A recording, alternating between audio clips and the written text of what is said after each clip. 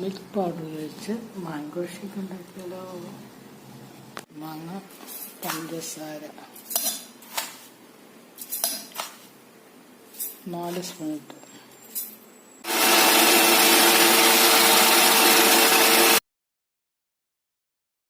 മാങ്ങയും പഞ്ചസാര അരച്ചെടുത്ത് ഇതിലേക്ക് മിൽക്ക് പൗഡർ ഇടുന്നു.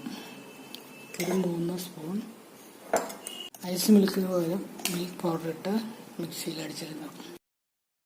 മാംഗോ മിൽക്ക് പൗഡർ ഷേക്ക് ഈ പാത്രത്തിലേക്ക് പാർത്താം. Mango milk powder shake ready.